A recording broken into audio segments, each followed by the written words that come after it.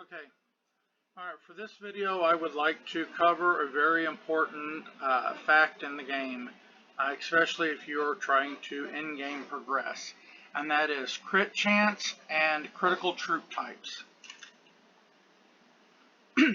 This basically is going to cover what troops correspond to what other troop types, how crit chance comes into play, and what crit chance actually is. There is some argument on this, there is some disagreements on this, but from all of the data I can find, all the testing that I have actually been able to do, these are the findings that I have found. Crit chance is maxed at 40%. This means that in order to get a 40% crit chance, you have to have no more than 6 troop types. Your troop types are your infantry, your cavalry, and your bow. Troop counts for troop type are your different tiers. Tier 12, tier 13, tier 14, all the way down to tier 1. You can only have 6 in your castle if you want to maintain critical defense. You can only have 6 in a march if you want to maximize your critical damage.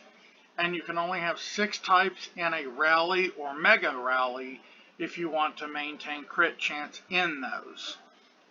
In higher end events, crit chance is the deciding factor in most situations as to which side will win. Because so many of the higher end guys have such similar stats, crit chance will actually most of the time decide who wins the rally or mega rally in a conflict. In this, I will go over the different troop types, how they focus, what their focus is, what their overall abilities are, and how to form a perfect march. I will start off with infantry. Your infantry, I will only be carrying every category from T14 to T11. If you're in a higher end alliance, you should not have anything under T11. And in most of them, not anything under a T12, but we'll cover T11 anyways. For infantry, your T14 infantry are focused attacks against and defenses against bowmen. Your T13 are focused defense against cavalry, light cavalry being the primary focus. T12 is once again against bowmen, focusing on archers. T11 is cavalry, once again focusing on light cavalry. This means they have their best crit defense versus what they're focused on. For your T14 Warrior, the absolute best critical defense it can have is against an archer, which would be your T14, T12, or T9 bow. It will do its best defense against those. Your T13 has a focus against light cavalry, which pretty much means it's going to have its best critical defense against T14, T13, and T12 cavalry, since all 3 of those are light cavalry. You can find out what your actual troop type is by going into your corresponding troop building and clicking up here. It'll give you your cavalry, give you your stats, and then it tells you right here what it is. This is light cavalry. If I go down to T11, this becomes heavy cavalry. It also tells you where you have your best critical attack against, or as in the case of infantry, where your critical defense would be against. This means that against archers, this particular troop type would have a higher defense than the 21. The 21 is a focus defense. If you maintain critical, it would take 40% of that 21 and add it onto that 21 to equal the defense it would have against archers. This is very, very important. especially in higher end rallies focusing on KVK.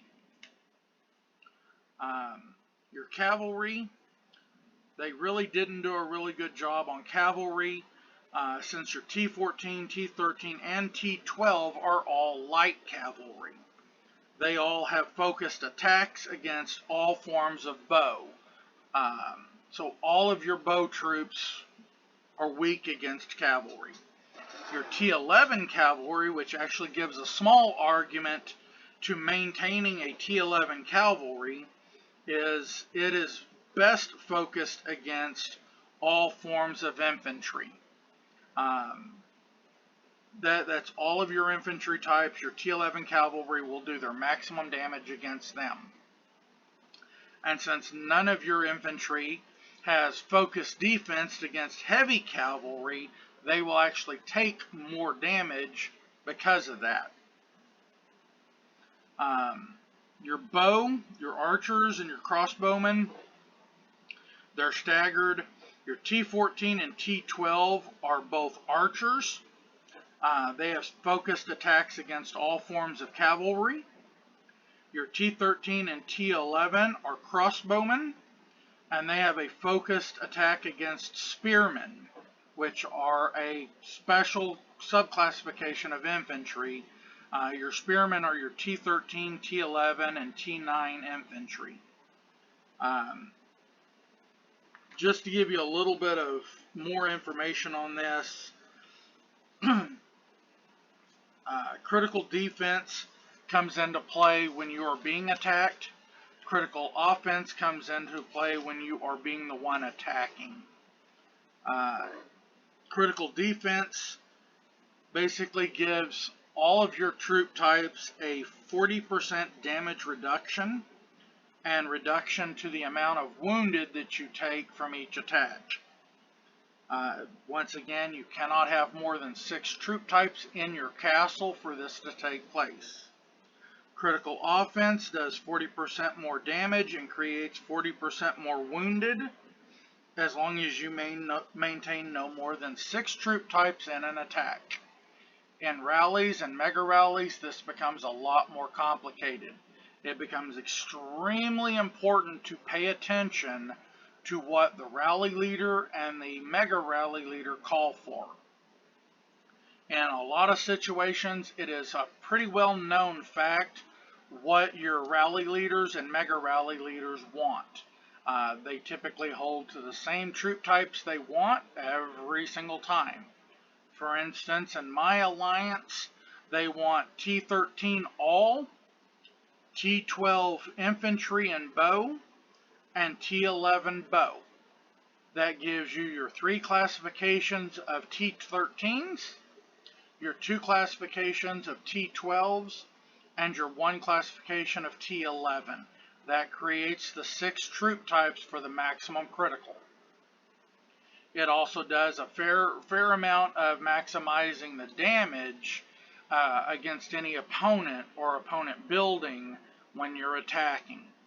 If you break that crit, you actually can cause the rally or mega rally to fail, depending on how similar the rally leader stats are to who it is attacking. I will give you an example of a ideal march focused off of a castle that is SH 40 to 43, which means you have access to T12 and under troops. This is just a pure attack. This is not a rally attack. Once again, rallies, you always need to listen to what the rally leader wants. If you'll notice here, I have the maximum amount of my troops as my T12 infantry. And that's because my T12 infantry defends against all bow types. Then I have my T12 cavalry. I have a fairly low number because T12 cavalry will damage all bow types, but it's not a heavy damage. It's not a max damage class. Then I have another large number of my T12 bowmen. because T12 bowmen will actually attack all forms of opponent's cavalry. Then I have a moderate amount of my T11 infantry, because it will also defend against the cavalry attacks. And then I have a fairly small amount of T11 cavalry, because it basically just goes against the infantries of the opponent's force. My final amount is a fairly decent amount of T11 bow, and it's because the T11 bow focuses against T13 and T11 infantry. With this sort of a march, I maximize my chances of winning an attack. The only variables I have is in my actual heroes. Right now I have my bow focus heroes. If I'm attacking an opponent that has a large number of infantry, I will switch over to these two because of their focus effects to reduce the opponent's enemy troop defense. If I am going against a castle that has a lot more troops, I will switch to my defense heroes because of what their abilities do. As of right now, I just simply stick with my bow ones because I want to do the maximum amount of damage I can. And that should pretty much cover this. If you have any questions or comments, please leave them in the comment section below. I will attempt to check them and respond whenever I'm able to. Thank you.